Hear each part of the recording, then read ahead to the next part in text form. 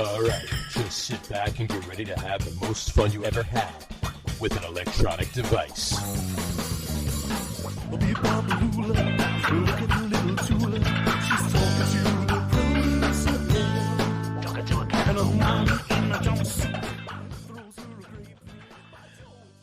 All right, everybody, welcome out to the Get On With It Sports Show. It is Wednesday, November the 2nd, 2022. Jersey Johnny coming at you with me, as always, is none other than Mr. RadioPete and Mr. Harry Lug Nutz. Say hello, gentlemen. Hello, gentlemen. Hi, everybody. Green jersey wearing gentlemen. We are in the green. We are in the green rooms. Green jersey rooms. But yeah. So we didn't even coordinate. And the trombone has started early. Trombone started. Yeah. All right. Well, it's college visit weekend. Oh, okay. And meet with trombone professors weekend. So yes, okay. He's if I do say so myself, he's boning up right now. I see what you did there. I see what you did there. I know you had to blow real well to get into college. Yeah. Well, it depends on depends on the college. Depends on the college, exactly. Yeah. So, well, anyway, speaking of, did you know, Harry? You might know. Actually, both of you guys might know this. These days, we say something blows right when it's bad, right? But that was originally. Did you know where I'm going with this? That was originally a term that jazz players used to use. Yeah. Mm-hmm. When someone was playing well, sure, they would say this guy's blowing. Oh, right? yeah. But somehow I think with, now it's a reference to. I think it just means blowing it. Like it's, I think that it blows means that like they blew it. I was doing, I always figured it was a homophobic thing. No. I mean, look, if you're getting blown, it's never bad.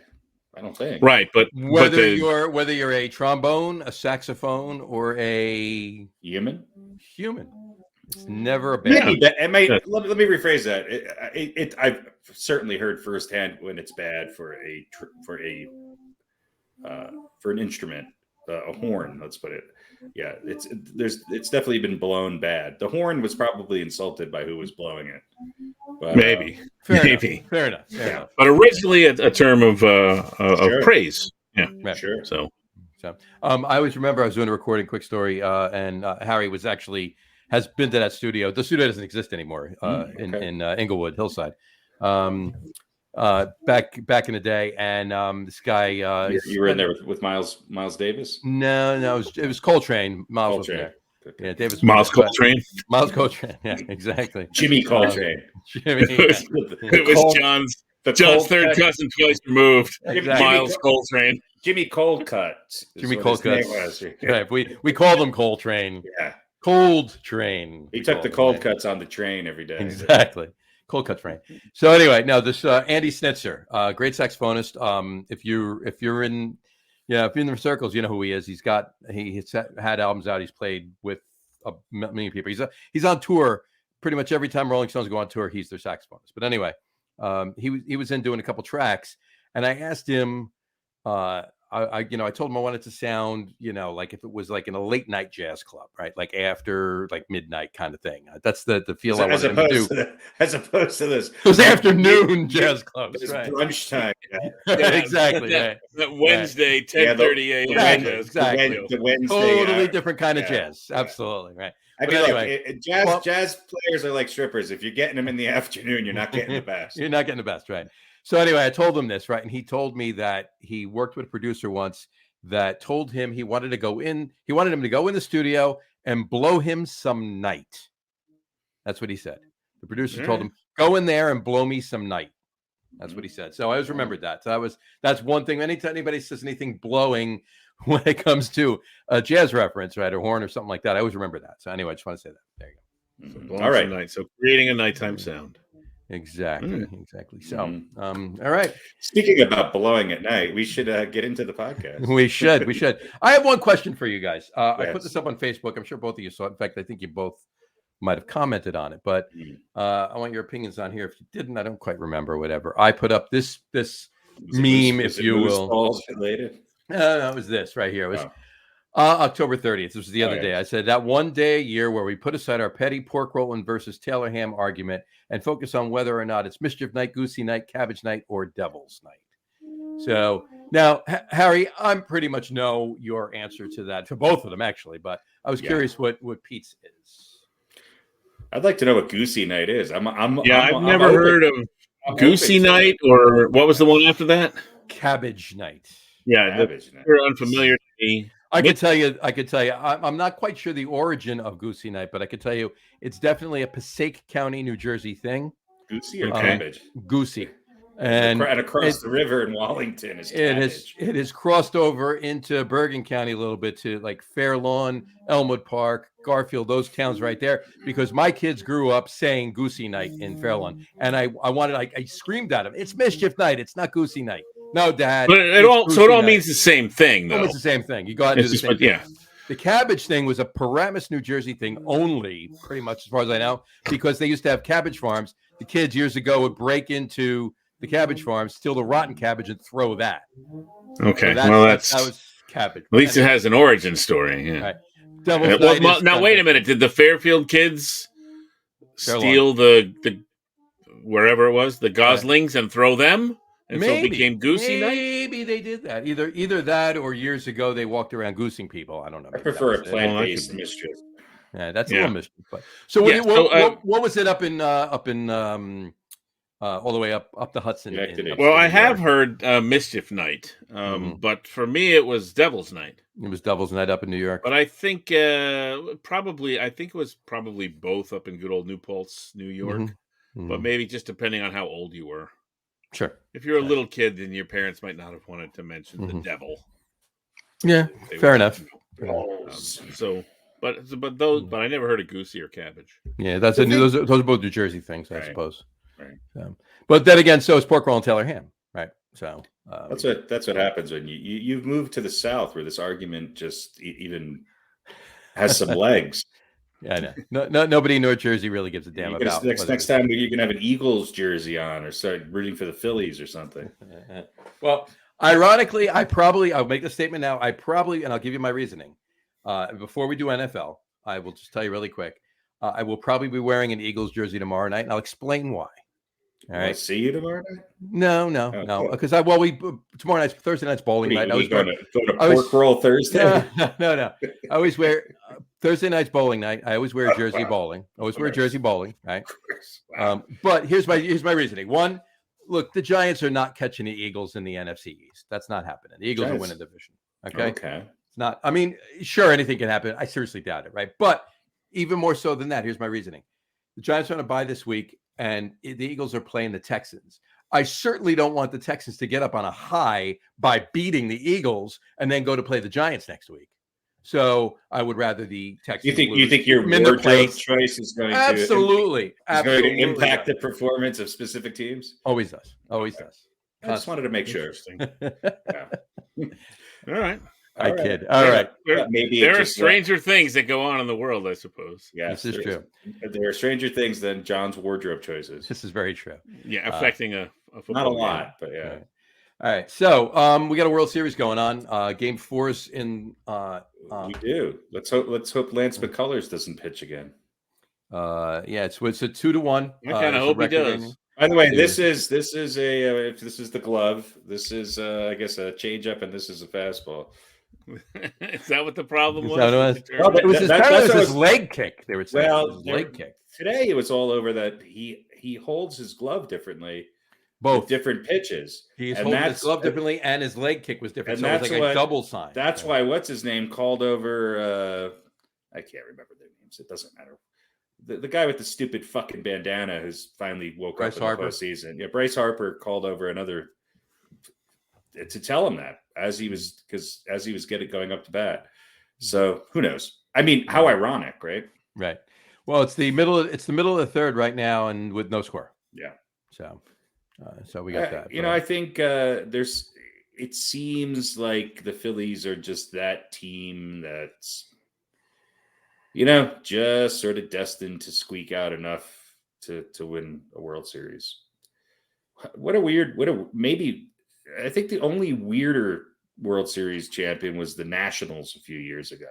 Right. But and refresh our memories. What team did they beat a few years ago to win the World Series? Yes. That would be the Astros. Oh, and the Braves also from the National League East won last year. What team did they beat? The Astros have lost 2 or 3 World Series now. They've lost 3.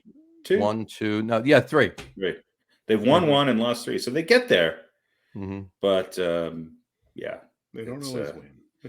Sometimes look, it's not over yet. No, but I don't know how you guys feel about. Should the Phillies win tonight, you might want to start leaning towards the fact. Well, and it's the 2-3-2 thing again. Right. Yeah, that's why they won. I mean, if the Phillies win tonight, tomorrow night. No, but it gives them an advantage. Over, right? Gives them an advantage. Sure, certainly. Yeah. I don't know how you guys feel about. I have this knee-jerk reaction to kind of root against players. No, players in general when they're coming up when there's a lot of hype. Guys like LeBron and Bryce Harper, and you remember Bryce Harper, right? He was the next Wizard kid and the 5-tool player, and blah blah blah. So I just kind of I don't want to see them utterly fail, but I'm like you have to, can they do something before they're anointed, by the media? But that's the media's job now, right? Is to get clicks and make noise and all that. That would be correct. But if the Phillies win this World Series, even if Bryce Harper doesn't hit another home run, as long as he does something else, then maybe they were sort of right all those years ago, which wasn't that many years ago. I mean, it was, but he's only 30 years old. I don't know if you knew that, but he's coming into kind of the later part of the prime of his career. He's been around for 9-10 years. He's been around for 20 years old. Yeah, exactly. It always comes down to 3 things. Okay. Which pitchers are going to be surprising? Which stars actually show up in the postseason, right? Mm-hmm. And then who has that third unexpected position player who comes out of nowhere to do something, or that free agent acquisition that people gave up on that comes back. So it could have been It could have been Rizzo with the Yankees, but it wasn't. It's going to be Kyle Schwarber with in the football. Phillies. We call it the unchartable element, right? That guy that just comes out of nowhere, whether it's just for one game or for a couple games, or in the Super Bowl or something, and you go, I don't know what happened there. And then of course you give guys who continue who have spectacular seasons and they get to the playoffs and they just fall off a cliff, like Altuve and Verlander. Alvarez is struggled. I don't think I've seen a guy dominate so much, especially at this point in his career during the regular season, like Verlander. And actually, he had a pretty good series in the earlier round of the playoffs. He had a great game 1 against the Yankees, but he fell off the cliff. And look, that it's not so much which stars show up; it's which stars don't show up as well.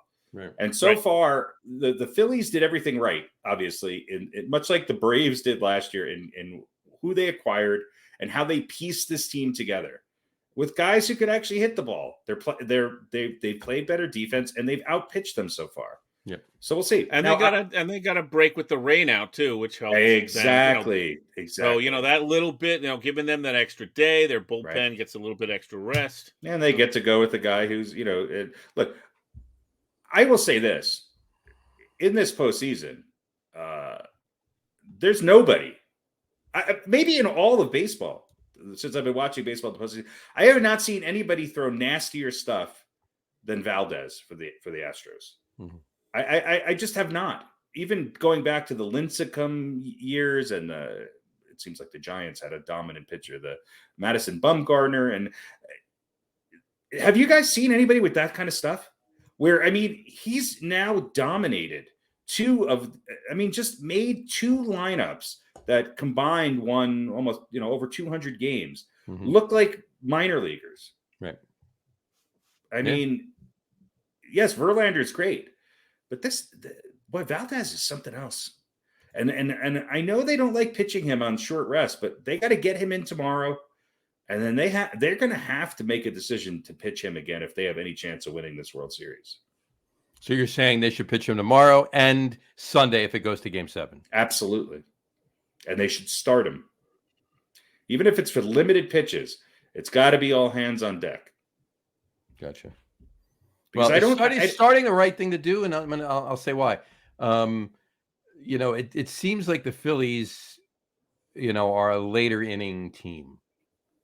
Right. So if they can get through him, if they can get through 5 or 6 innings of him, and then they bring in somebody from the bullpen. Well, it's not going to be 5 or 6 innings. It's going to be, if he pitches tomorrow. I mean, it's going to be 2 or 3. Well, that's my point. So maybe they should go, even if they did get through 5 or 6 innings with him. With this Astros team needs to, the games, if they're going to win a game 6 or 7, probably a game 7 we're talking about. I think they need to get out to an early lead. I think that this Phillies team is a little bit untested in coming back from a big deficit. I think the Astros have a better chance doing it. Except for game 1. After game 1, right? Except for game 1. And the biggest stage there is, Right. But yeah, look, the Astros jumped out to an early lead in game 2. And they didn't come back from that, right? But I mean, they got destroyed, but yeah. Yeah. So 5 runs is tough to come back from. Right. Against especially in the World Series where you're I think the Phillies are just hitting the ball better right now. And I think that the Astros, while they have great pitching, it's the problem of today's modern pitcher. Like Verlander will probably not pitch again, right? Maybe a game 7. Yeah. I mean, he might, maybe it might get a couple innings though. Right. Game 7, it's definitely all hands. That's the problem. Is that years ago, if it was a 7-game series and you had your ace pitching game 1, there's a good chance you're going to see him 3 times. Yeah. Mm-hmm.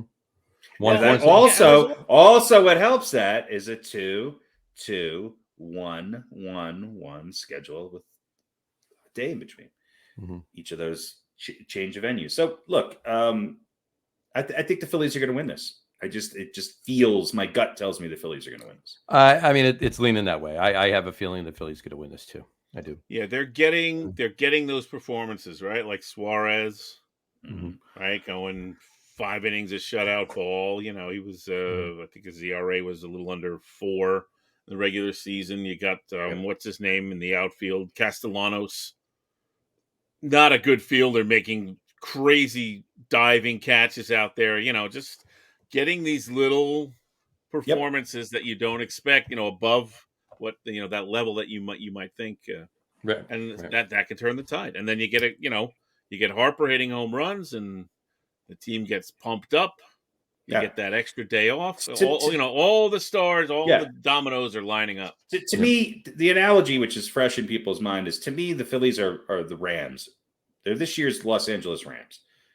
And Harper is Matthew Stafford. Great player. But you mean last year's Los Angeles Rams? Yeah, I'm saying the Phillies are this year's version of last year's. Yeah, because if you look at the Rams this year, they're not that different personnel wise, but they're what I expected them to be last year.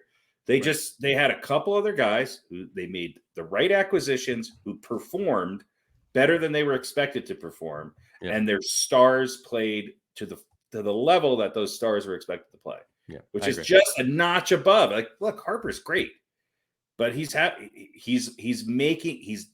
Schwarber, and just by performing in October and now November, it's a different. You become a different level player. You do. You become a different level player, and that goes for both, at the plate and on the mound. And the Phillies just seem to be a team that I just think it just has sort of, this is their year. It's destiny. Well, to some degree, yeah. I mean, there's a lot of people who are saying, obviously, that, I mean, if you think about it, and I agree with it, there's a number of people, sports pundits, if you will, out there saying that they weren't an 87-win team. They just had they underperformed in the first half. Sure. And I mean, this was really a mid to upper 90s win team. They were probably 10 games behind where they should have been, and they're a better team than they were. I mean, the Mets had their number. That's the thing that really pisses me off, just as a Mets fan. The Mets had their number all year. All right, and even when after Girardi left and they started winning, the Mets still had their number. They still maybe just maybe it's better to be an 87-win team that wins when it matters than being a 100-win team. Maybe there's something. I can't win when it matters. Well, because how much effort do you put into getting those extra 13 wins, which don't mean shit now when you have to play in a 3-game series Where if you lose one game after having to sit out for a week, look, it's I don't think the home field matters as much, and the teams that win the division certainly do not have a as big an advantage as they've had in years past. Yeah, I know. I got you. All right. So we're all in agreement that we feel the Phillies are going to wind up winning this thing, and by the time we're on the show live next, the series will be over, even if it goes to Game 7. Let's hope so, unless there's really a lot of rainouts. This is true. Yeah. All of a sudden they're playing Game 7 to December 1st, right? That's right. So, all right. Couple of the quick things on baseball before we move on to football. Mets story came out today. I just thought it was cute. I just want to bring it up. Mets actually never heard this during the season, and apparently that's why it came out today. Then nobody did. Mets actually tried to trade to the with the Reds for Edwin Diaz's brother Alexis to get him so they have both the brothers on the team.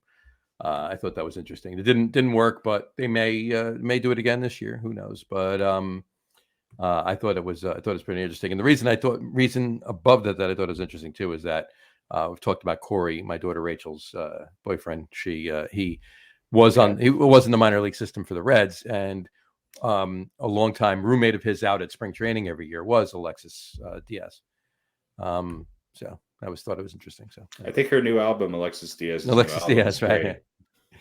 Well, they're that's a guy's name where he comes from. So I know it was just a joke, meaning that I'm not as versed on who's on the Cincinnati Reds, and I have no idea who Alexis Diaz is. Alexis Diaz, right? So, and her album. But I'm glad you were able to string that along so that you could pop in your daughter's boyfriend. Absolutely. Minor league connection. Minor league roommate. Yes. Absolutely. Yes. Maybe almost, and maybe in the future traded to the Mets where he will play with his brother. Well done, young man. Well done. I figured you'd like that. Well I got a better one for you though. Yeah. And I think we might have talked about this. Hopefully this has nothing to do with Tiki Barber or some obscure Giants from the 1980s. It's a quick Yankees thing, and let's not go longer than 45 minutes on this one. 45 minutes. Wow, okay. Well, I'm just putting it for you there. Hal Steinbrenner has made the announcement that as far as he's concerned, Aaron Boone will be back next year. Do you agree with it? Well, look, this is my take on the Yankees. I'll try to be as quick as possible. Hal Steinbrenner should be out there saying that Aaron should be back. But not Aaron fucking Boone, Aaron fucking Judge. Right. Okay. Yeah. Coming out and saying that Aaron Boone is going to be back. It's like, okay, I get it. But the Yankees are losing Judge. They're losing him. He's gone. Okay. So that's fine. If it was the Yankees of old, then they would be out right now already, even though it's illegal, I guess. They'd be talking to Trey Turner. They'd be making sure that they're wrapping up Andrew Benintendi. They'd be making sure that they got the pitchers that they didn't get at the trade deadline. Okay. Right. They'd be packing their team with guys who are going to give them the best chance to win a championship. Fair enough. And the problem, look, I don't think Aaron Boone is the best manager in baseball. But I also don't think that there's people that are that much better than him. Is Dusty Baker that much better than Aaron Boone? No, not really. Dusty Baker is about to lose his lousy Dusty Baker in this World Series. Dusty Baker is about to lose his 14th World Series. Right. It doesn't really matter. You guys were rightfully so. You were very excited about Buck Showalter, but look. It didn't make a difference in the long run. The Mets were still the Mets. It might in the long run. What I'm saying is that the more important thing is the GM and the owner. We have to go back to the Yankees. Let me tell Hal Steinbrenner something. Okay, your father was not a perfect man by any means. Okay, but he admitted when he made mistakes occasionally. Okay, and he got guys to win games. He got the team that he needed to. Okay. This idea that we're going to hold on to these prospects forever and have Oswald and Oswaldo and Oswalda and Esmeralda and all of these motherfuckers who can't who can't turn a double play, who all of a sudden are starting in the ALDS because because our man. This is what bothers me about Aaron Boone. Go out and get some players. If these prospects are so good, then they should be playing right now. Okay, put DJ LeMahieu at first base if you can't re-sign Anthony Rizzo. If you want to give Rizzo an extension and overpay him, great. Leave him at first base and get rid of fucking Josh Donaldson and eat the money. And put LeMahieu at third base. Make sure you lock up Benintendi or somebody else who could catch the ball in fucking left field. And get some pitching. Because Judge is gone. And you know what? If you do the right thing, it might be better. Mm-hmm. Did Cashman get a vote of confidence as well? Cashman's under contract. Yeah. He'll have to get fired if he can't be fired.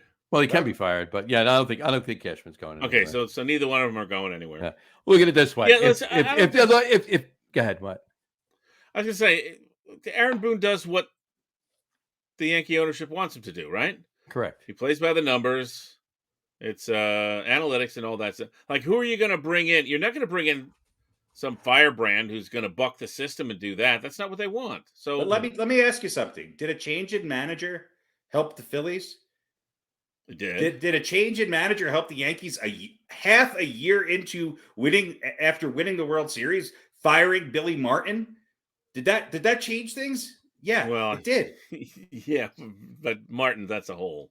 So, well, look, and it's not. I'm not saying you can't. Yeah. You can't. Maybe somebody could come in and do it better or whatever, but I don't know. Is you're right? Is Aaron Boone? Is Aaron Boone the biggest problem the Yankees have? No, it's so what you just said. Put players on the team that can do certain things, and have a spot for LeMahieu and get some pitching, and then Aaron Boone can do what he does, which he probably does very well. He just doesn't. I mean, how does the whole team just not hit the ball for 4 games straight? It's because they don't have guys who can make contact with the ball. Because they've overhyped these prospects that they're so high on. Cabrera hits one, okay, and then is standing there looking at it, okay, hot dogging.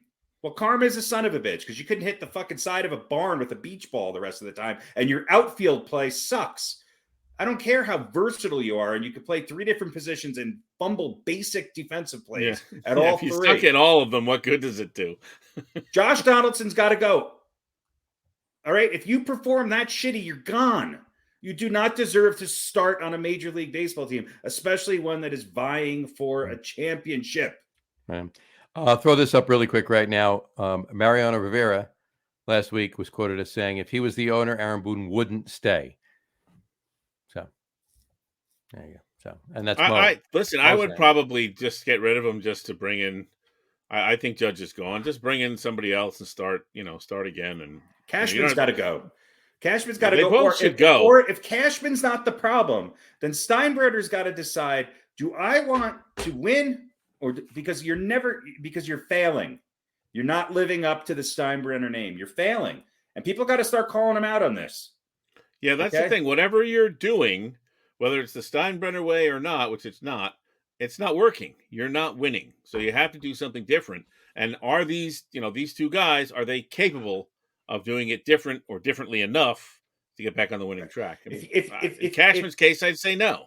If you're cheap, if the idea is, if the answer is that you don't want to spend the money, then that gives me my answer to why we have Anthony Rizzo and not Freddie Freeman. It gives me the answers why we had 5 second-string shortstops playing instead of Trey Turner. Let me put it to you this way, and we'll wrap the conversation up after that. Let me put it to you this way.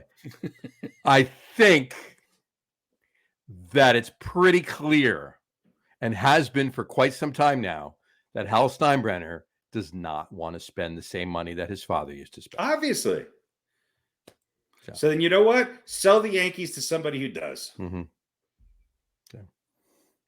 But I mean, that's what it boils down to, right? I mean, if well, first of all, if George Steinbrenner was still there, a lot of things would be. You just pop him right into with this mix right here. Aaron Judge would be staying, okay, and there would be no question about it. He would have been signed already. Aaron Boone would have been gone before now. Brian Cashman would have been gone before now. And well, go ahead. I'm gonna say Cashman might not be gone. Depending on what has been happening with money, right? Yeah, that's true. No. What I'm saying is he might be taking orders from George, right? And because he's good at making deals, right? He was 20 years ago, right?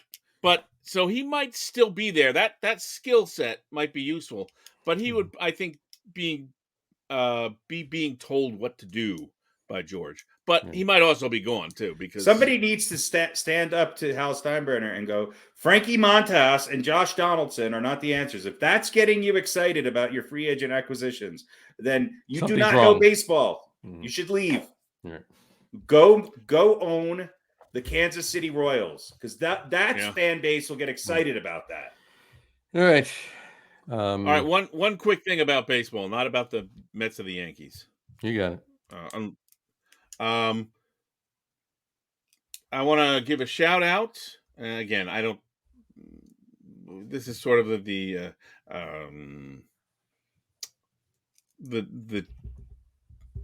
powers that be praising one of their own. But anyway, we talk a lot about umpires.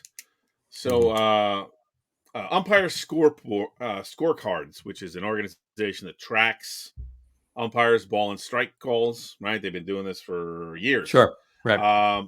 One thing they never had was an umpire's perfect game until Game 2 of the World Series. So a shout out to Pat Hoberg, who called the perfect game behind the plate, according to umpire scoreboards. What is the criteria for an umpire's perfect game? So so basically, using what they use to judge the balls and strikes, you don't miss any. He got them all right. He got every call he made right. It was correct. They judged correctly, yes. So the no balls were called strikes. No strikes were called balls. There was no favoritism, no impactful missed calls. Accuracy 100% for balls and strikes. Never happened before. So I just want to give a shout out to Pat Hoberg. Shout out to Pat Hoberg. Absolutely. Good job, Pat. But also, on another note, think about that. That has never happened before. Well, I mean, it's not like we've had this technology. No, since but I don't care. However long it's been, even if it's been a year, and it's been longer, but even if it's been a year, that means that every single other umpire in every single other game for the last year, obviously longer, has missed calls. Well, and that's to be expected. Let me say something though. Like when you watch in actual real time, okay, some of the pitches, I'm not sure that box is always accurate either. You know, I'm not sure that digital box is always accurate either. So, to the umpire's credit, I think they do a pretty good job. Fair enough. Well, the scorecards they have the what they call the true zone, which is the box, and then they have what they call the EUZ, which is the estimated ump zone. And right, so because you're seeing it from behind a catcher. You're seeing it with a bat being swung in front of you. You're seeing it with a catcher they're better than ever at framing pitches. Right. And you're also seeing some pitchers who have some nasty movement late in their pitches, which it's just like, okay. Well, and you're looking at it from the center field camera, which is not a direct shot over the mound. It's at an angle. So everything is a little bit skewed. But again, according to this service, this guy called a perfect game. And he did it in the World Series too. So, the other thing that I will say is that there's no such thing as a check swing anymore. If you move your bat, you went around, which is just ridiculous. Except for sometimes when it's so obvious that you went around, but they don't call it for whatever reason. All right, you know. Anyway, so shout out to Pat Hoberg. Shout out to Pat. Good job, Pat. Pat Hoberg. Today's recipient of old balls. Old balls. There you go. No, throw old balls in there. Right calls. No, of correct balls. Old balls and proper strikes and right calls. There we go. No balls and right calls. There you go. Well, there's balls in there. You just got them right. Correct balls and right calls. There you go. All right. Switch it to football. Hey, look. You know what? The last week is the same as this week. There's some boring games on the schedule. And obviously, you don't know that they're going to be boring until, you get into the season and you see what some teams are doing and some others aren't, and that's what the luck of the draw, I guess, gets you. But in any event, speaking just specifically about Jets and Giants, we'll start with the Giants. Look, I'll just say this really quick. I'm not going to sit here and say that I had aspirations after them going 6-1 that they were going to win the Super Bowl, right? Not happening. We know this, right? Stranger things have happened. Fine. I get it. But more than likely, they're not, right? And we should be ecstatic. But I'm mad that they lost the game because of how they lost it. And I still haven't heard that Richie James has been let go. Okay. Maybe they're waiting until he recovers from his concussion that he got on the second fumble in the punt return.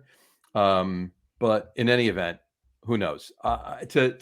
Twice. Maybe he doesn't know he's on the Giants yet because he got a concussion. Exactly. So they're waiting for his senses to come back. Right. One, bad enough, right? And I think Seahawks wound up with 3 points off of that one. But the second one, they wound up with a touchdown. So that's 10 points. All right. So the Giants could have and probably should have, but at least could have won that game. And the way they've been playing. But you sort of knew that this was a week where they were. Of course. No, it's definitely of any of those next 3 games. Let's be honest. All right. The Giants caught a Tennessee Titans team. Look, the Giants play Tennessee now. There's no way they're beating them. No. Okay. We were excited when they beat Green Bay. Well, the Jets beat Green Bay, and Green Bay is. So did Washington. Yeah. Green Bay's horrible. And Washington beat Green Bay. So, I mean, look, they beat Baltimore again. A team that's as self-destructive as the Giants. Mm-hmm. So, are the Giants much better than they were last year? Absolutely, but their flaws finally came, and they are not a team that's gonna. I know, but the thing that pissed me off the most, even more so than Richie James dropping the Geno Smith was that they lost to Geno Smith, right? In general. Which Geno Smith did something that no one's ever done in the history of the NFL. He gave a shout out to. Oh, yeah. We'll put this up right here. This was his comment right here. He said in his presser after the game, he said, "I'm happy to be here in Seattle. I spent 1 year with the Giants, so that year is to me like a blur. My life has moved on from them. I don't have any remorse toward anyone there." I don't even know what that means, but I don't have any remorse toward anyone there. In fact, this game is for Ben McAdoo and Jerry Reese. They believed in me. Yeah. Okay. That's why you're not on the team anymore. You got it, Gina. Whatever you say, Gina. Well, look, and Gina, I'll give Geno Smith credit.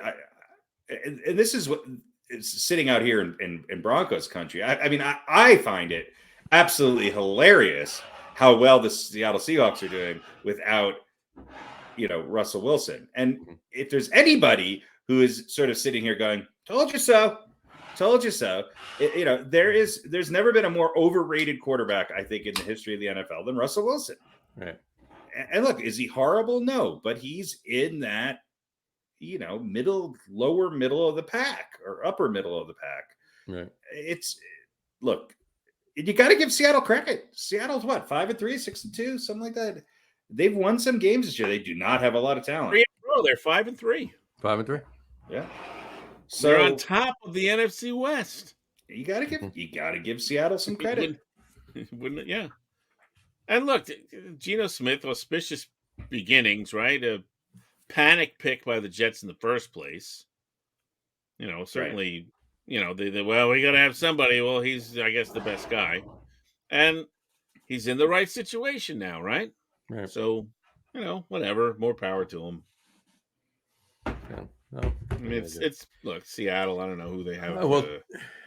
Who they have left on their schedule, but I wouldn't imagine Seattle's going to win the NFC West despite being ahead by a game now, because I think San Francisco is about ready to go on a tear.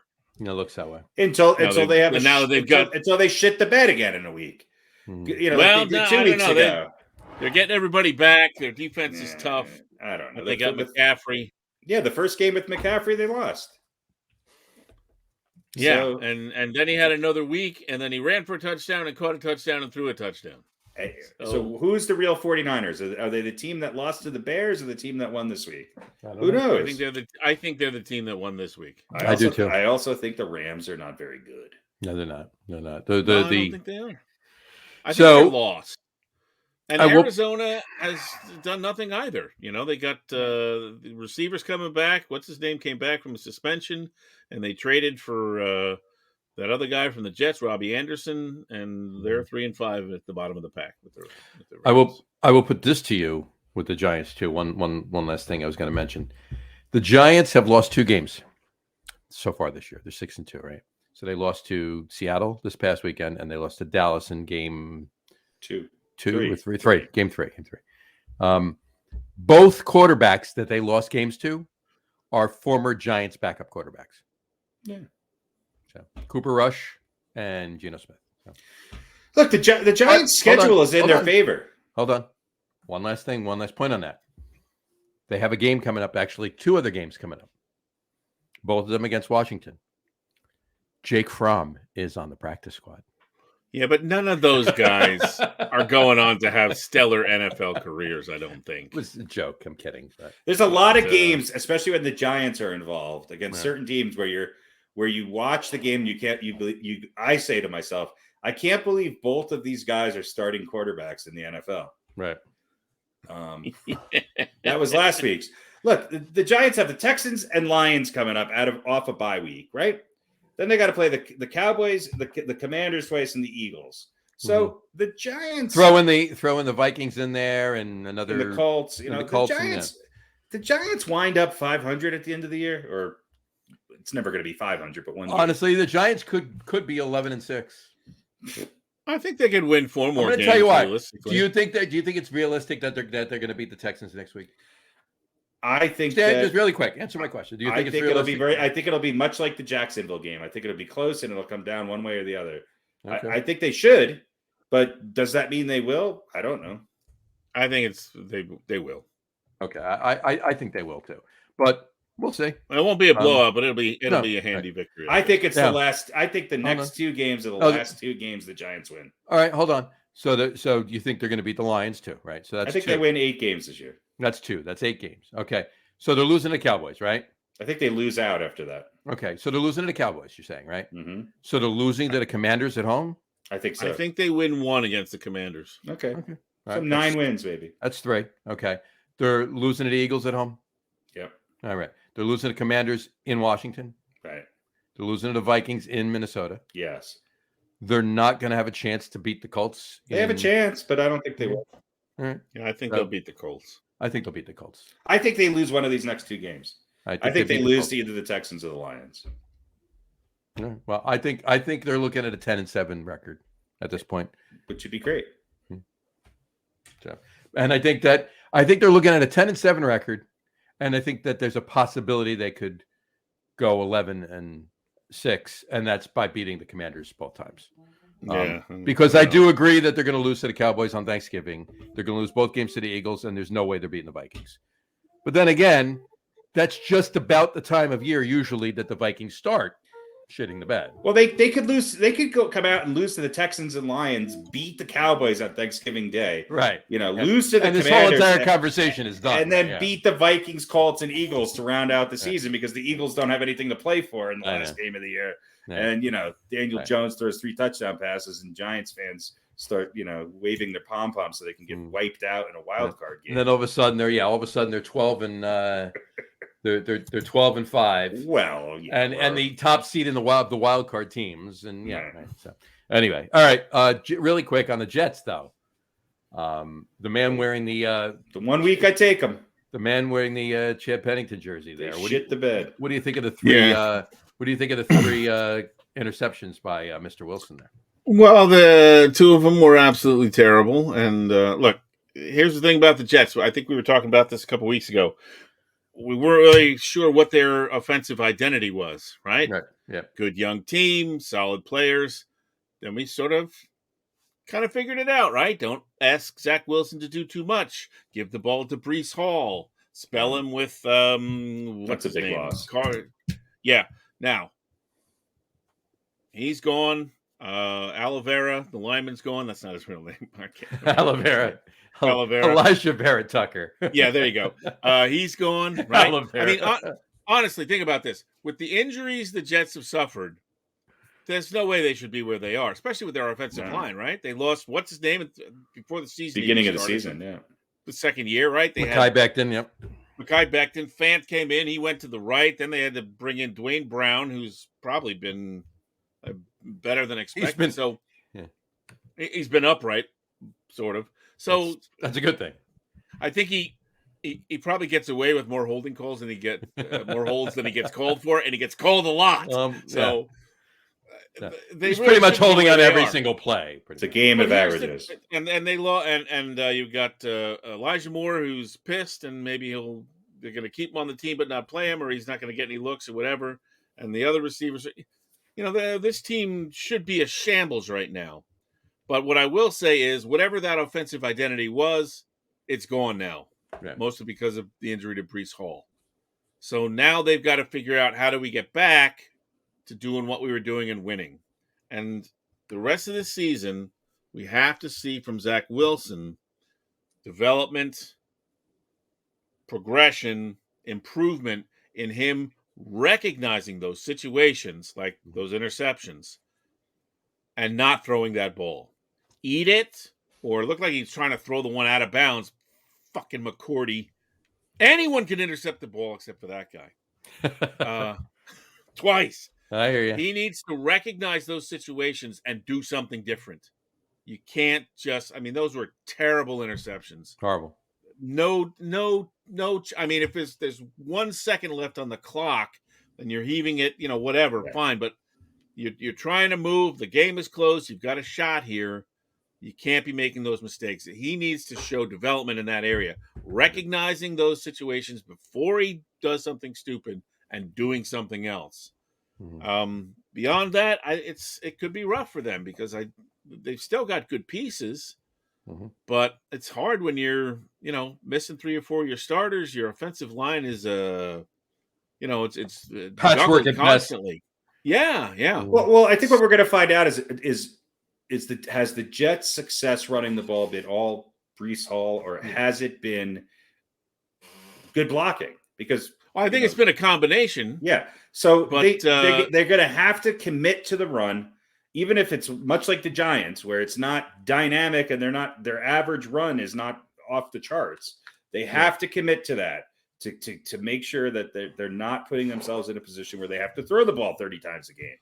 Yeah. And that's what it's going to come down to. I also think that the Jets are successful when they create turnovers and or can score on special team plays. That's where some of their advantages lie. And that's a tall thing to ask. It is. And the thing about Hall is he doesn't just get you those 2 or 3, almost 4 yards that kind of any running back can get with a good line, right? He's got those big runs. He's got those big runs. He might have 4 carries and it's not doing anything, and then all of a sudden he rattles off a 60-yarder. Right. And that's hard to replace. You got to run the ball. Absolutely. It's a big loss. Twice as many times. It's a big loss. Absolutely. Here's what I think is good. It seems like what Sal and company are doing, everybody's buying in. The team is amped up, and they're so young. This team is so young. They're the youngest in the league, and there's a lot of promising future here. So let's keep Zach Wilson upright and try and figure out a way we put him in the position where he doesn't have to throw the ball 30, 35 times a game, and see if he can figure out clicking in his head a little sooner. Don't let it go. Eat it or throw it out of whatever, and progress over the year. But the team is young. They're hungry. I think they're buying in to what the coach is selling, and that's all good stuff. Yep. And we shouldn't expect them to win 10 games this season. So I think you could say that the Jets have probably already exceeded expectations. Oh hell yeah! But what you don't want a complete reversal of some of the momentum that they've had. Yeah. And you don't want to start doing things for the sake of winning that are going to be counterproductive in the long run. Right. And this has been this also has been the Jets report that we didn't play the sounder for. Oh, yeah. Well, we don't know if it's going to play. Oh, no, this is the good one. I had to play the long one. You ready to do this? And we've got Joe and Coach Sala and everybody else in here. They're going to dump on. Swaggy Sauce Gardner. How you doing, brother? Joe Douglas. How you doing, brother? Joe Douglas. Hey, man. Hey, man. You ready to join the family? Hey, man. Hey, man, I'm going to turn you over to Coach Sala. Hey, man. Hey, man, congrats, man. Welcome to the family. Thank you, man. So creepy. Hey, man. We should just start the show with this. Let's be honest. Hey, yell it.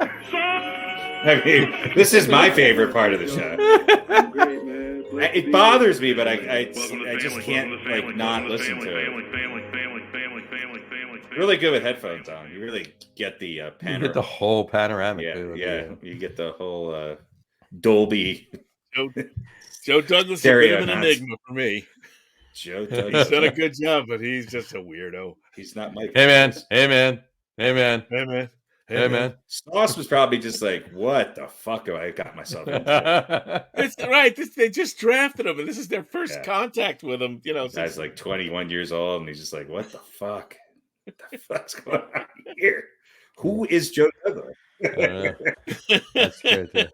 So, anyway, on that note, I just want to shift it back really quick to the Giants just for 1 second. I want both of your quick opinions on this one.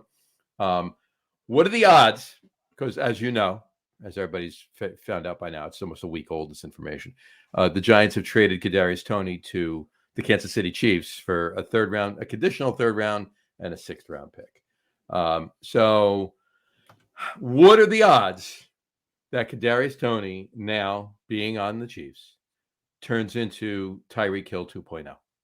He's not going to turn into Tyreek Hill, but he's certainly going to be turn into Kadarius Toney. Mm-hmm. yeah. I don't know what the problem was that the Giants felt it was. And listen, not a bad deal, I guess, right? It was number. No, it's a 20 horrible overall. deal. It's a horrible deal. Well, I mean, but in other words, what is it that made them think he just can't stay here? I don't know. Right? When you come to Got to that be pretty decision, I think it was a That's what I personality mean. thing. I don't they think he came was to this decision. side They eye said, with. okay, this guy can't stay. We have to get rid of him. He's poisoned the locker room or whatever. Mhm. So they went out and they made the best deal they could for him. I just And want if to that's know the case, what is it that was so bad? Here's the thing, though, if that's the case, if that's the case, that he was poisoned in the locker room, whatever you want to say, right? Kudos to Dable and Shane and the staff and everything else for keeping it in the locker room and not letting it become a big story for two reasons. One, for the kid's career, right? And also for them, possibly trading him, which obviously I think they could have gotten more for him than a 3rd and a 6th round pick, but not much more, but more regardless. But in any event, if it is true and we are giving them kudos, duly, right? That's why we don't know what it is, because nobody ever said it, right? Yeah. But I will tell you this. I saw a couple of tweets after the trade. And first of all, the first thing that Kadarius Toney did was, hello, Chiefs Kingdom, thank God. He also gave a shout out to Ben McAdoo. And Yeah, I don't know how sound his judgment is. Right. And then somebody, I didn't see the original tweet. It was in a thread, but somebody was talking about how he, it was along the lines, I'm paraphrasing, it was along the lines of how he should have played for the Giants more. Why wasn't he on the field? What, and they were putting him down or whatever. But bottom line is his response to that, response to that tweet was, that would be funny if I was actually injured. Meaning that if that's true, he wasn't injured. He just wasn't playing. So something was going on. So either you're an asshole or you sucked or both. Mm-hmm. Yeah, if that's the case, he's not hurt and he's not playing, then he's probably not doesn't know the playbook, hasn't studied, he's running wrong routes and not doing the things he's supposed to be doing on the field. Maybe he's another prima donna wide receiver. Could be. It's possible. But there was as far also as going to the Chiefs and being, not the next Tyreek Hill, but being good, who goes to the Chiefs with that team and isn't good? You know what I mean? He'll have plenty of chances. He'll get looks, right? Because now he's right. He's not Travis Kelce, and he's wasn't Kadarius Toney like the 15th pick overall the year he was drafted? 20th, John. Did you say he was the 20th? Kadarius Toney was the 20th pick. 20th. So he's pretty high draft capital. Yeah. One of the things the Giants are going to suffer from, and they've proven in the past that they're not good at this anyway, is that in years past, the Giants were great at drafting wide receivers, finding gems and then the other thing that they were really good at was letting them go and not overpaying them. So this is draft capital the Giants aren't going to have in coming years, because if the Giants get better, which they have, they're not going to have as many high, draft picks to choose from. Mm-hmm. I think Kadarius Toney I think something went on there. And yes, of course, the Giants felt like they had to get rid of him. But it would be interesting if this was a Brian Daboll pick, and not his predecessor's pick. Right. I think getting a third and sixth pick was just, let's get rid of him. Mm-hmm. And to me, get something back. That is not always the answer with somebody who I think is going to prove that they've got some talent and is able to contribute to a team with a better fit. Right. All right. Cool. I think that probably brings us to beaten by the coin. What do you think? Yeah. We don't have any other football to talk about. I mean, there was really nothing really game-wise last week. So. No, I mean, whatever. There were some teams that played and some things. Some teams played. The Bucks lost. The Raiders Bucks lost. Third in a row. The Bucks. Saints look like world beaters against How about the Packers. Packers, Mm-hmm. The NFL is definitely much more. It's a weird year, isn't it? Unpredictable this year. Yes. Yeah. The traditional powerhouses are not. Yeah. No. By and large. Yeah. Bucks lost. The Jags lost. The Broncos won a game. Broncos won. Yeah. Dolphins beat the Lions. Falcons beat the Panthers by 3, barely. Vikings without Matty Ice, right? And Pete thinks the 4-4 San Francisco 49ers, who I can't decide what they are world beaters. And then the Cowboys going on a run. The Cowboys scored 49 points, assholes, against the Bears. Not because they beat the Bears, just because they're assholes. It was a joke. Eagles, Saints won. Pats beat the Jets by 5 points. If you guys were Jet fans, you would have taken New England. Because you just would have known, as I do. Yeah, no, they're not going to beat them. Much like being a Giants fan, which is why I took Seattle. Yes. Yeah, there you go. And that might have had something to do with Zach's performance. I mean, the Jets haven't beat New England in 15 years or 15 games or whatever the hell it is. It's a little extra pressure there on the kid, but he did not respond well to it. Yeah, he didn't. And the Browns beat the Bengals. The Browns beat the shit out of the Bengals on Monday night. Yeah, right when everybody thought the Bengals were figuring their stuff out, they shit the bed pretty bad. Who is the most perplexing? Green Bay, Tampa Bay, the Bengals. As far as these teams, I think the Rams. Yes. I guess I would say Rams. I would say Tampa. I'd say the Rams are up there. I'd say Tampa Bay and the Tampa Bengals. Bay, only because I think the Bengals have shown signs of what they were last year, and then to come back and just not show up at all is just not against a good team either. Look, I think the Bengals honestly are the biggest question mark, and that's because one, and I think it's because of their revamped offensive line, which, as bad as it was last year, they still made it to the damn Super Bowl, right? But they revamped the offensive line, and it's worse. It's worse, right? So I think that's the main reason for it. But I think they're the biggest question mark because the Bucs, you can kind of figure that, okay, there's a lot going on there. New head coach, even though it was there, it's still Todd Bowles and not Bruce Arians. And the other fact of the matter is, I don't care what you tell me, Tom Brady's got a lot going on in his mind. Even though the divorce is final, he's still not 100% him because mentally, emotionally, whatever. Well, look, he's not a machine, right? It's a coaching change too. Right? It's a coaching change. The coaching's the biggest thing, right? Of course. And then the Packers, you can kind of figure because Aaron Rodgers is able to throw the friggin' ball to, and the offensive line is not really that good. When has it ever worked out with a star player picking the coach he wants, with a new coach taking over for a successful veteran coach? When has that ever worked out in the history of sports? Well, we'll talk about that. I don't know about a successful veteran coach, but we'll talk about kind of what you just said in a little while. But can't wait. Yeah. Anyway, so Let's do some picks. Let's do this. These picks here. The coin. I'm sure I'll lose to the coin. No one wants to be beaten by the coin. All right, the coin. A tumultuous week last week for week 8. Here's Johnny going 2 and 3. 2 and 3, yeah. 2 and 3, being surpassed by myself, having the best of us with a 4 and 1. Mm-hmm. Harry Lug Nutz still with a 3-game lead over me at 30 and 14, going 3 and 2 last week, and the coin evening up at an even double deuce on either side of the dash, going 2 and 3. So the coin through 8 weeks at 500, which I think is probably the best it's ever done.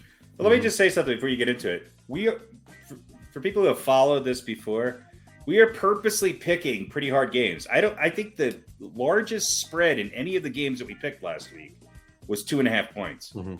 So it's not like we're throwing in a few no-brainers in there. We picked a couple tough games. Sure. Just to point out, though, we weren't picking easy games. That's what I mean. Okay. The previous seasons we weren't picking easy games. We were picking specifics. We were going the Thursday night game, the Sunday night game, the Monday night game, the Jets and Giants. Right. Yeah. So yes, right. Whatever those games. Two of the games every week were very easy. We're wins. Right. Wins. All right. But we're still. I mean, Harry, you're still picking 750 basically, even with the tougher games. Right. But we do have. I don't know if we ever had even a 3-game lead. Maybe at some point in one of the last 2 seasons. I think John was up at 6 at one point. Maybe. Yeah, maybe that's true. A 2-time defending champion.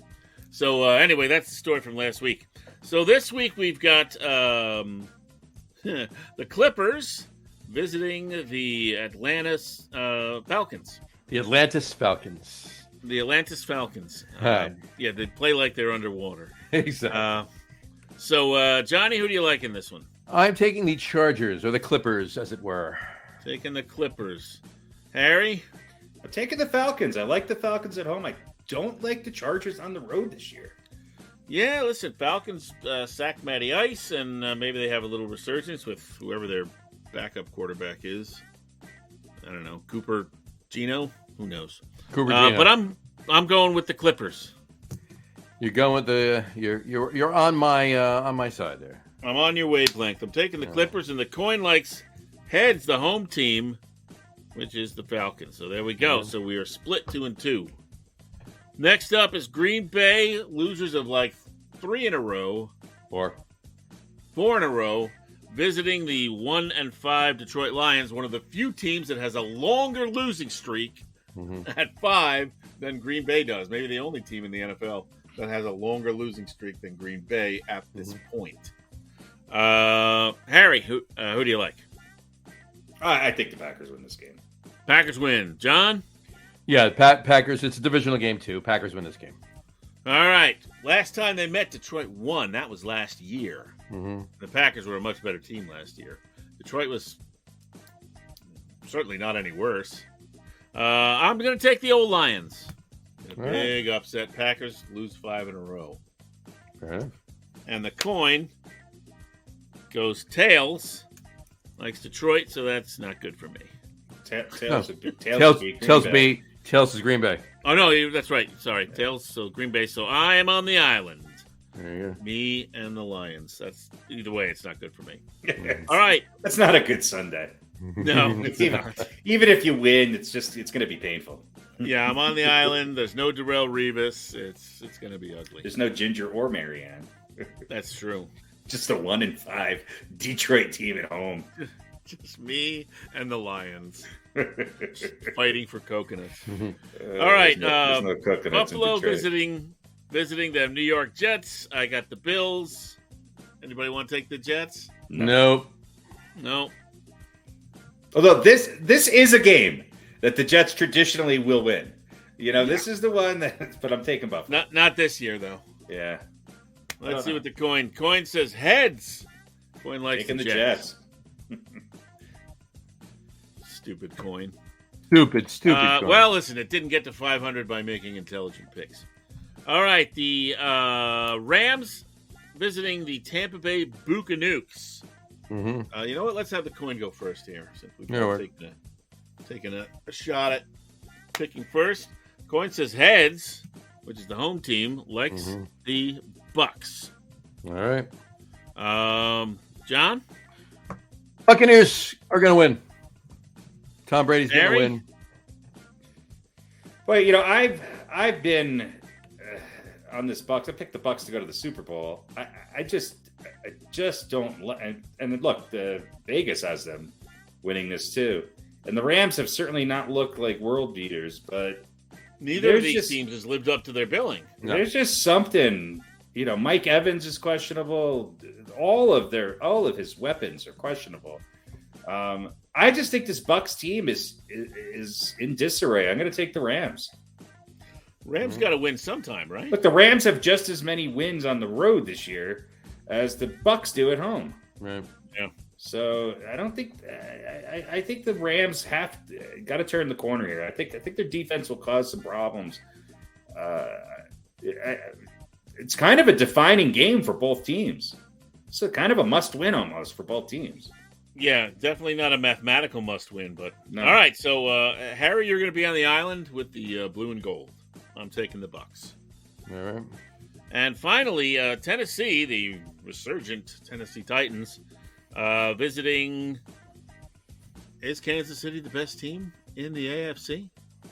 Yes. No. No? There's two teams in the AFC that are the best, and there's the same two teams as last year, and they'll probably play each other to decide who is the best. All right. So I'm going to take KC. As Harry? am I. Yes, That's Kansas John. City. Kansas City. Okay. Let's see what the old coin says. Tails. Titans. Tennessee. There we go. So interesting. All right, so let's see. Harry's on an island. The coin's on an island. I'm on an island. John's the only one who's not on an island There you go. this week. This week. All right, so there you go. There you have it.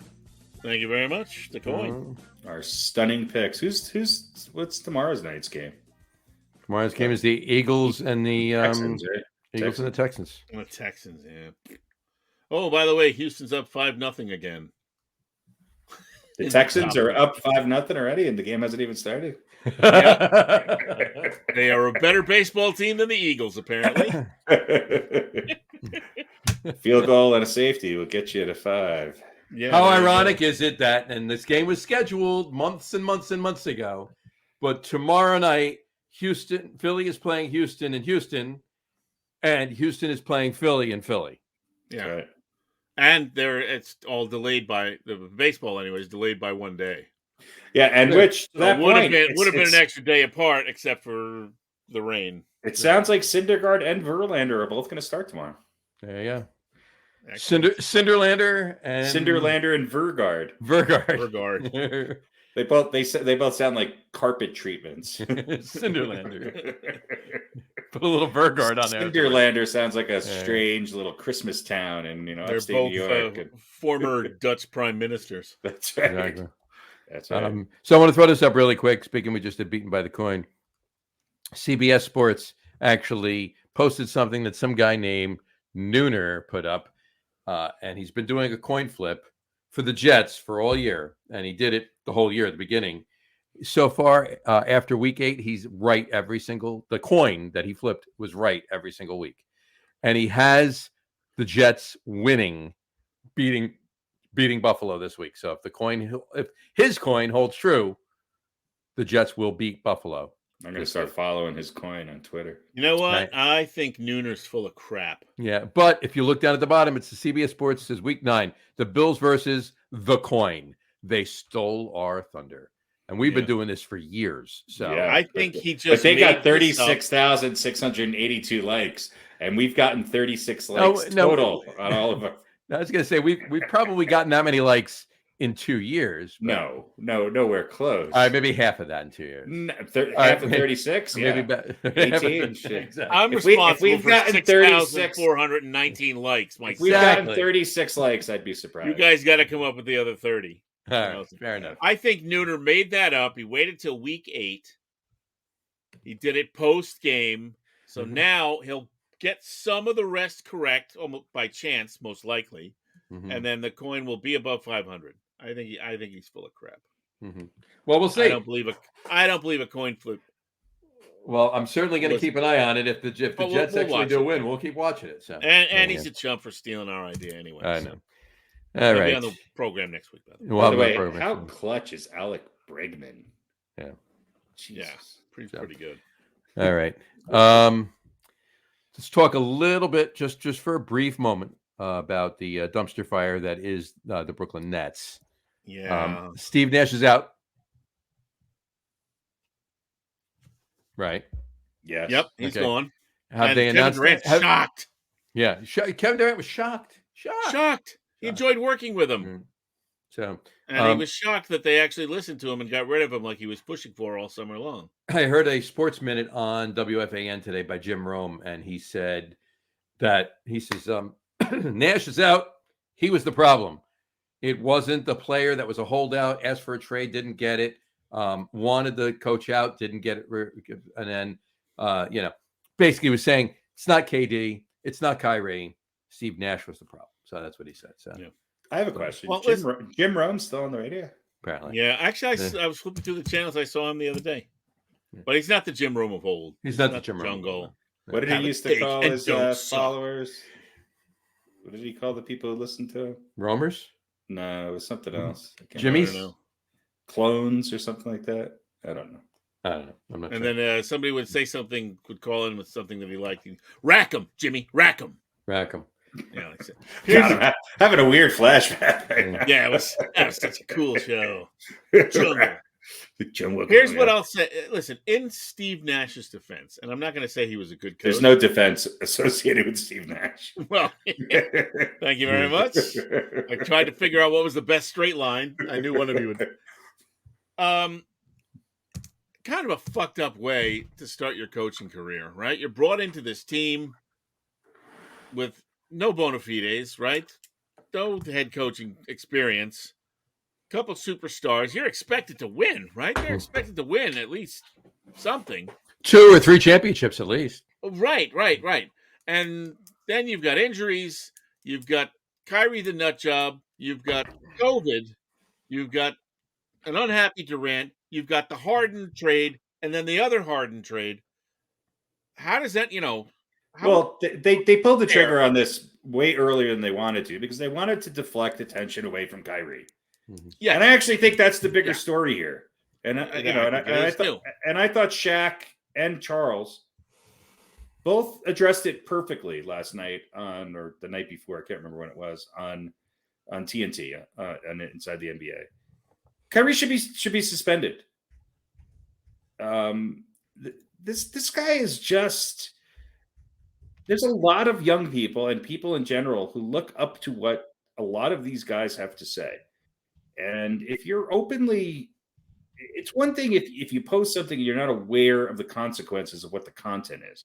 But when you're told about the consequences of which I'm sure he knew, and then you're indifferent and even more so defiant in that stance, there's no room for that. There's no room for that. We shouldn't be talking about this in sports.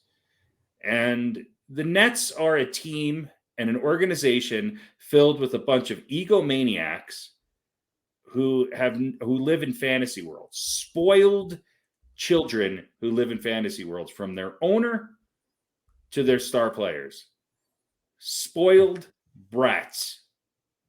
And I hope their season crumbles, and I hope this dumpster fire continues, because there's nobody that deserves it more than these guys. And yes, Steve Nash is probably the least of their problems. But to Steve Nash, congratulations. You made it out. Yeah. So, yeah, there was virtually no way he was going to succeed. And I don't know if you guys remember, but when they traded for James Harden, I said at the time, all right, this is never going to produce what they want. It's never going to work. This big three, this whole idea, I hate to see it, but I don't know. Johnny, did I send you those pictures? Well, obviously, Harden's not the problem. What's that? Obviously, Harden's not the problem. Listen, Kevin Durant is an incredibly talented player, as is Kyrie Irving. Yep. But, and I don't put them on the same level as far as issues, but there's both shit going on with both of them. Sure. And Kevin Durant is losing a lot of respect, at least from yours truly. I know that bothers him. I'm sure it does. He's up. I talked to him last week, and he told me he was very upset. But I don't know if he's just getting bitter or he's in a bad situation, but he's not helping to make it better. Mm-hmm. And you're right, Kyrie, he should be thrown out of the league for a while. But he's not going to change. That's the thing. I don't think he'll. Right, he said it before. Basketball, he loves it, but his other things are important, and maybe being an anti-Semite and having freedom of speech or whatever is more important than playing basketball. But so then he can go do that. So he should, right? And the NBA should say, yeah, go ahead, go do that. And if you ever decide to be a decent human being and not a whack job, then maybe we can work something out. But you know how it is in sports: talent gets the pass. The athlete is king. Yep. And both of these guys, Durant too, in a different way, his actions have been reprehensible. Yeah. And honestly, if I were the Nets, it's time to clean the slate. You're not going to win. You're never going to win with these two guys. Yep. As talented as they are, it's never going to all come together. Just wipe the slate clean again. And start over. Here's what I will say to that. Okay? Because as bad as they look right now, I think we have short-term memory loss with the talent that those two guys possess. Because they were a Kevin Durant toenail away from going to the NBA Finals. But they didn't get there. They didn't get there, but that doesn't mean that they're not successful. We sit here and talk about the Giants and Jets and can they win 7 games? Well, the Nets went as far as a lot of other teams that were built up. They went farther than the 76ers, who certainly have been built up very far. They went further than Boston did 2 years ago when they were built up to be the team to beat. Now that came to fruition a year later. They went farther than the Clippers did. They went farther than what other teams have been manufactured and stuck together with 2 stars over the years. It doesn't seem like that's in the cards right now, but there's no one with more natural talent on a professional basketball court than Kevin Durant. There is no one. Right now and where he's at in his career, there is no one as efficient a scorer as Kevin Durant. Now, some would argue maybe Steph Curry, blah, blah, blah. Okay, great. Not as efficient. Right. 1 and 1A, right? Yeah, 1 and 1A. He is the most efficient scorer I think the NBA has ever seen. Does he have the intangibles to take a team that maybe doesn't have as the depth that other teams do to win a championship? He's proven no, but he was very close. And as much as whatever you want to say about Kyrie, on any given day, Kyrie could be the best player in the NBA. But on the next day, he could be one of the worst. And so is that good for a team? I don't think so. No. And I think he's gone deeper off the deep end. I think he's I think he cares more about this attention that he's getting from the fringes and the worship that he's getting from these people who are blindly following this nonsense.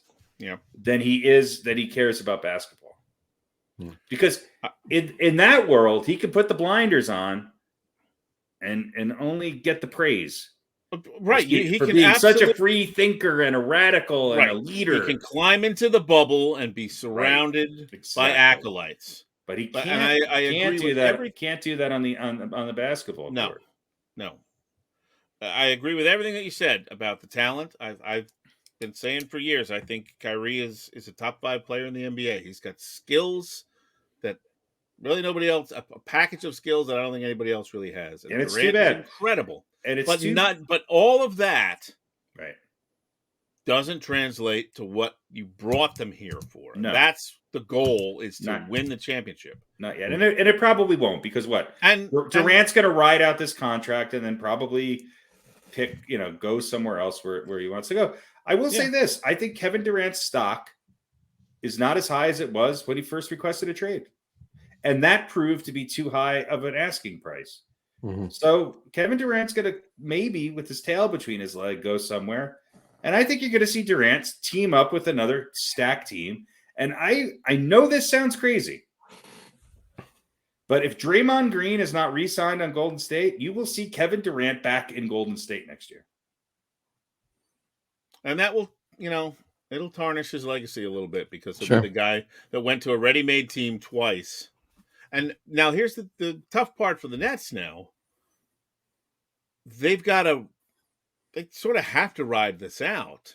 Mm-hmm. Well, and hope it gets better, so that Durant's stock does go up. So if you're going to trade him, right? Let's talk about the elephant in the room. They're hiring a coach who was suspended for the entire year by the Boston Celtics. Now, I'm not conflating what he did to other things, but this doesn't bode well for the Nets. No, but he at least has a record outside of the police record. I don't know. Did he get arrested? He was fooling around with an intern or whatever it was, right? He never got arrested or anything. But in other words, at least he has a coaching record and success, right? So, well, you could say the same thing about Kyrie and Durant. They both have rings. Yeah, not together, not in Brooklyn. Well, now here's the coach of the Celtics doesn't have a ring. Let me ask you this. If that's the move the Nets are going to make, they got to bring him in right away, right? I think they'll announce his hiring tomorrow. Yeah, they should, right? They shouldn't wait. Well, I think they're working it out. I think it was close today. Well, I don't think what you're talking about, Udoka. Yeah. I don't think they're. Sorry about that. I was just doing something. I don't think that. I don't think that they're. I don't think there was anything to negotiate. I was doing something. I don't think they're negotiating anything by any means. I think they're just waiting for it. I'm shocked that they didn't do it tonight. I think it's just the reality of these things take a little, but dotting the T's and. But I mean, clearly he's out. Clearly he's persona non grata in Boston, right? But he's still a good young coach, right? So, do you think that it has anything to do with Udoka saying, maybe I'll hold off a little bit because somebody else could get fired, and I might want to go somewhere else that's got to be a better fit for me. No, I think he wants it. I think he's going to take whatever. Yeah, he wants to just jump, and he wants to get back into it and go and done. Yeah, I mean, he's getting two really great players, and he's going, if I can bring these guys together, and and by two really great players, talking about KD and Ben Simmons, right? Yeah. No one's happier than what's happened in the last couple of days than Ben Simmons. Right. Yeah, he's so happy his knee hurts and he can't play. I don't know. They're a mess. Maybe a new coach is the answer. I say just, I don't know, get over 500 and then blow it up. Yeah. All right. On that note, I just wanted to point this out. I don't know if you saw this. This is not a joke. This is not a joke. I repeat once again, this is not a joke. This was an actual job posting today. Brooklyn Nets LLC looking for a public relations coordinator. That's posted on salary.com. Interesting. So, how much they paying? I don't know. I didn't click it. I just saw it. I'll take the job, but you're not going to like what I'll do it great. You want to clear it up? I'll do it great. Have Kyrie and and Katie sit next to me while I give the press conference. There All right, you go. all right, Harry. Let's do this. Let's play a little game here. Let's hear your pitch. You've been called in for an interview. All right. All right, you're going to be the promoter, public relations coordinator. There's Meeks and the ownership or whoever's there, but sitting on the other side of the table. You come in, and they're like, "Okay, what's your pitch? What's your plan? What's your slogan? What's the message? Go." I'd like to introduce our new head coach who was fired last year for inappropriate behavior, because this is as good as it fucking gets in Brooklyn Nets land. Because I got a fucking flat earther conspiracy theory point guard over here and a spoiled son of a bitch as a star over here. Okay, this is as good as it gets. Okay, this is the NBA. This is what you want. Go play basketball and win some games. Shut your mouth, keep your hands in your pockets, and go win some games. There you go. Welcome to the Brooklyn Nets. We're still better than the Knicks. That's the tagline. That's the tagline. I like it. No matter Thank you, you Mr. finish Nutz. every press conference with, "We're still better than the Knicks." Yeah. All right, Could be Jersey worse. Johnny, up next. You're also vying for the job. What do you got?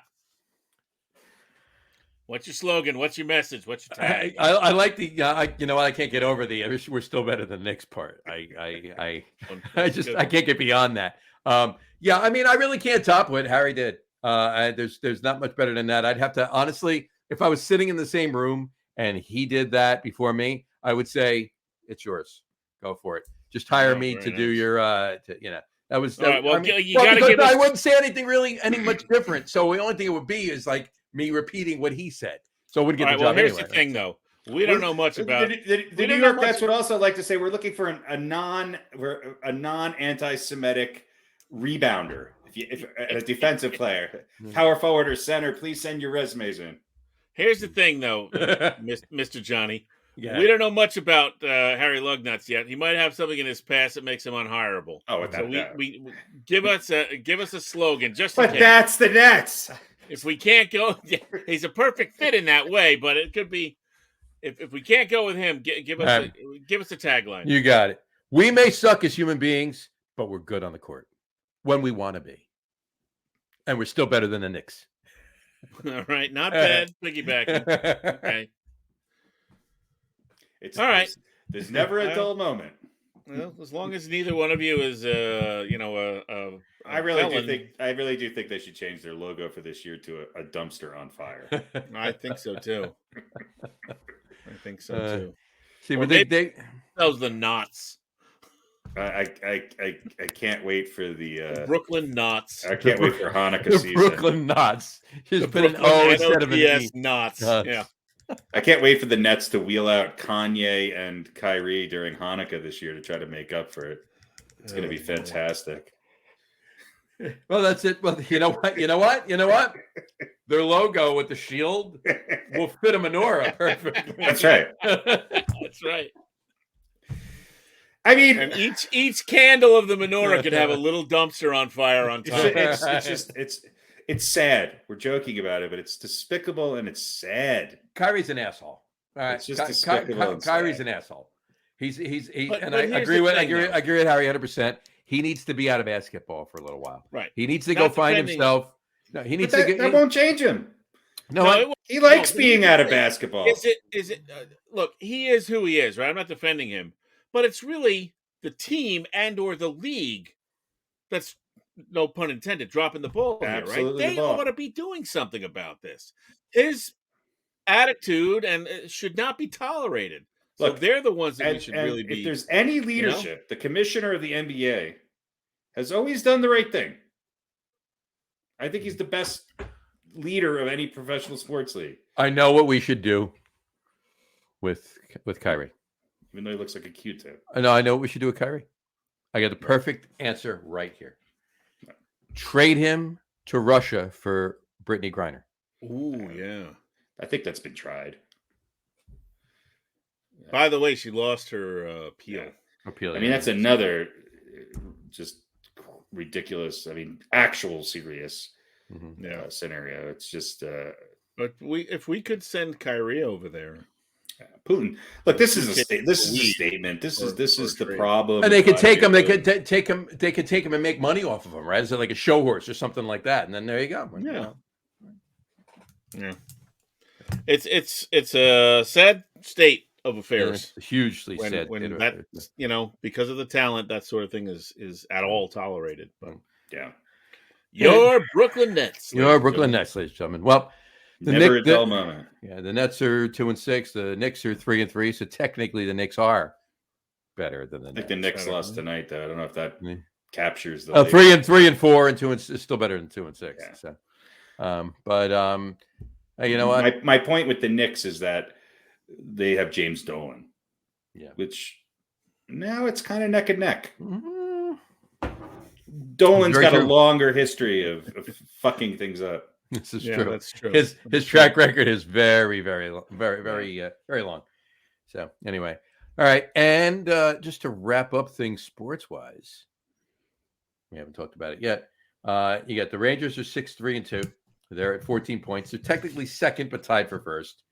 Whatchamacallit, they're second because of the virtual wins, but they're tied for first. Behind the Devils too. Devils are 7-3.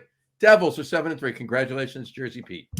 Yeah, there we go. Finally, you picked a good time to be Jersey Pete, and not just Jersey Pete, but Jersey Pete. That's right. Yeah, but the Devils are 7-3 in first place in the Metropolitan Division, and the Islanders are back in fifth place with only 2 points behind the Devils and Rangers. So hey, who knows? This could be an interesting year. So there you have it. Yeah, it's it's early, obviously, in the season, so. It's just this season. Get another month in, and then we'll 2.5 weeks ago. Yeah, we'll talk more about that as we get more into the season. So, but we do have Boston Bruins. There you go. We do have an 9-1. 9-1. They're in a different division, though. So. Well, I know. I'm just saying. We do have an "Are They for Real" today, don't we? Are they for real? Yeah. Do we have Do we have music for that? Have a theme? We do. Let's see if this one works. What is real? What is real? How do you define real? If you're talking about what you can feel, what you can smell, what you can taste and see, then real is simply electrical signals interpreted by your brain. Pretty sure none of that's real. You're not real. For real, for real, for real. Yeah. Are you for real? For real? For real? For real? Are they for real? What is real? Yeah. Did you throw a techno version of the NFL sounder in there? Dun, dun, dun, dun, dun, dun. No, that is an actual song called "What Is Real." What is real? By I don't know. What is real? Baby, don't hurt me. Yeah, that's right. Though I didn't make that connection before. Oh yeah, I could have used that too. Well, anyway. All right, I like it. So, are they for real? We're gonna have just a show of themes. Yeah, I just like the music. But we get all the themes together, finally done. Exactly. All right. First up, are they for real? They've won 3 weeks in a row. We were talking about them before. Geno Smith and the Seattle Seahawks. Are they up and coming, or they just played a little bit of decent football? Harry. They're real enough to beat the New York Giants. Does that make them real? No. No. Okay. Jersey Johnny. I'm going to say no. I'm going to say I'm going to say they're where they are because of Pete Carroll. All right. And if they had a lesser coach, they wouldn't be even. They'd might have won 2 games. So yeah, no, they're not for real. They're not. All right. Yeah, I agree. I mean, look, they're on top of the division right now, but they're in it. They're in what they originally thought was going to be the best division in football, or one of the best divisions in football, I should say. It's pretty much at best, if not one of the worst divisions in football. So yeah. They're better, I guess, than we expected, but not for real. All right. They've won 5 in a row. Also in the NFC, the Minnesota Vikings. Now, granted, the Packers are not good. The Bears are not good. The Lions are not good. The other teams in their division. But Minnesota was losing games by less than a touchdown last year, losing close games, and they are winning those close games this year. So, are they for real at 6-1? Yes. Johnny? Yes, they are. Harry? They are. However, things might change. They've lost to the Eagles. They beat the Lions, the Packers, the Saints, the Bears. I'll give them credit for the Dolphins win and a struggling Cardinals team. They're for real, but they can come down to earth here pretty soon. All right. I'm kind of on the fence. I'm going to say, yeah, I think so. But we will see how they fare against. Vikings have always been a solid, if not good, team that blew some close games on a regular yearly, year in and year out basis. And they have later in the season. Yeah, they have changed some things up a little bit, and they're winning those games now. And I do think that's going to continue. Do I think they're going to win the rest of the season, not win the Super Bowl? No, but they're for real. They're there. They're part of the upper part of the NFL, right?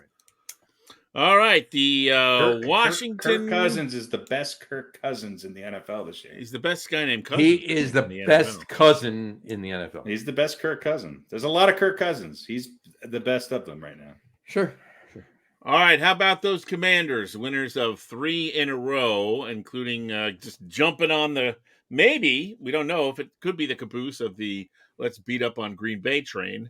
Might not be the last car. We'll see how Green Bay fares this week. But Washington, are they for real? No. I'm going to say no. But they're better. They're bad. They're just not for real. Yeah, they are. No, they're not for real. However, I put them in the same category as the Seahawks. They're realer than you thought they were going to be, but they're not quite there yet. Mm-hmm. Yeah. And there's a possibility now that Dan Snyder is going to sell the team, right? Because he can't get a new stadium. Probably be the best thing for the Commanders. Oh, my God. There would be a parade. I think there would be a parade in the streets. The Commanders... He was going to sell. The Commanders have lost to the Lions this year. They've beaten the Jaguars, the Bears, the Packers, and the Colts. So, like I said, they're not for real, but they're what you would expect them to be. I think. I think they're kind of right where I expected them to be. Right. All right. There you go. Okay. On the flip side of the coin, we talk about, are these teams for real as far as being good? Are the aforementioned Brooklyn Nets for real? Are they really this bad? No. They're better. They're just not playing well. They're going to be a playoff team. They'll probably look the way in which the 76ers are playing. I think they could win that division. It wouldn't. Okay. And I think that they're an Eastern Conference Finals team potentially. It wouldn't shock me that within the next 2 weeks, it pretty much gets proven once Udoka is installed, if you will, that they were not playing as best as they could have been playing. Just so they created a reason for management to fire Steve Nash. So they give him a legitimate out, which makes them even more reprehensible, right? Absolutely. Completely reprehensible. They were all in on Steve Nash because he wasn't going to upset the apple cart and was going to let the big boys, run the team, basically. Mm-hmm. All right. Let Steve Nash go coach Team Canada. That's where he belongs. Something like that. Well, look, let him go get a little bit of experience somewhere with something of a stable environment. Yeah, and not a couple of flacos. All right, so I think we're all in agreement. The Nets are not as bad. Again, I don't think they're going to win anything, and but get better and then blow up the team. All right, just to switch things up, we're going to talk about the Tennessee Volunteers. Oh, wow. Who are ranked number 1 in the Division 1A rankings. They are 8-0 overall, 4-0 in their division. Yep. When was the last time they were ranked number 1? I think there was a certain quarterback maybe playing. I think it was a guy. I'm not sure they were ever ranked number 1, though. I'm not sure they were. They were ranked number 2, I think, with him. Last time they were ranked number 1 was probably the mid-'80s. I don't think they ever had a number 1 with Tannehill. So I think it was that guy Peyton. I don't. And of course they beat Alabama for the first time in like 20 years or whatever it is. Yeah. So let me. Johnny's looking up right now. All right. So here's what they've done. Big win over Ball State. Overtime win over number 17 Pittsburgh. Big win over Akron. 5-point win over number 20 Florida. Big win over number 25 LSU. 52-49 over Alabama a few weeks ago. Crushed UT Martin. I don't even know who that is. 44-6 over number 19 Kentucky. They've got Georgia, Missouri, South Carolina, and Vanderbilt. Georgia's ranked number 3.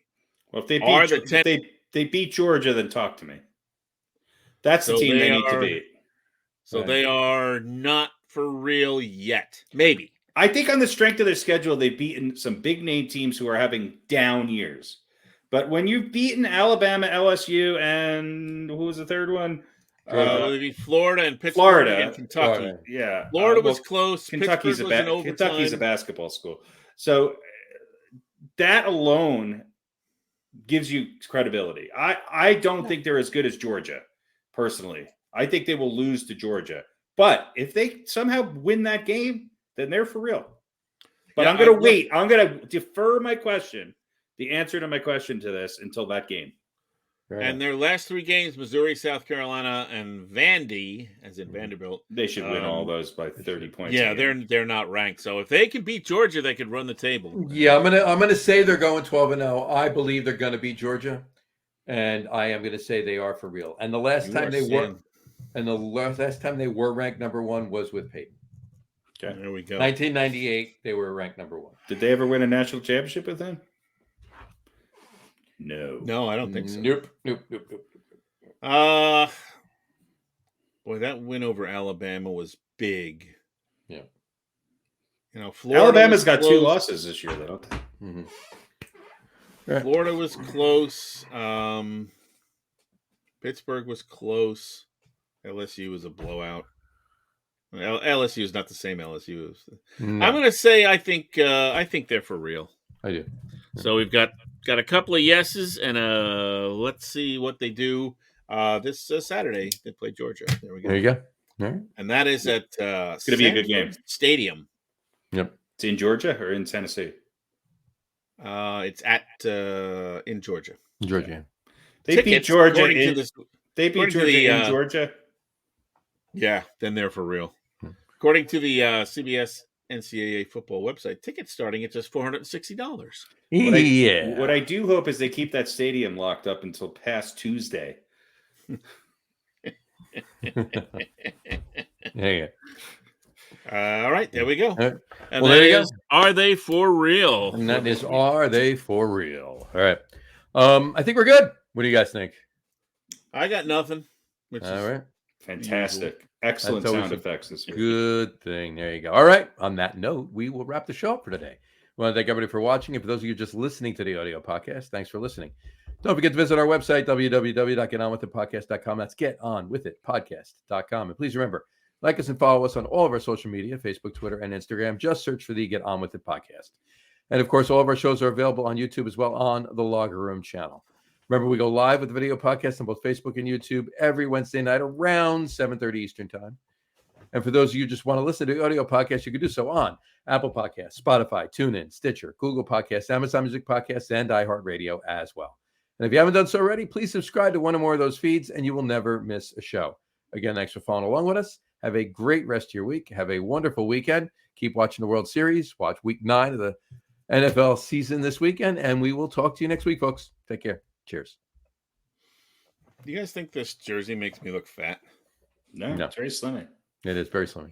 I think if you change the number 10 to 100, it would even make you look skinnier. There we go. By the way, thank you very much there, Jersey Johnny. You are very welcome. There you go. Bye, everybody.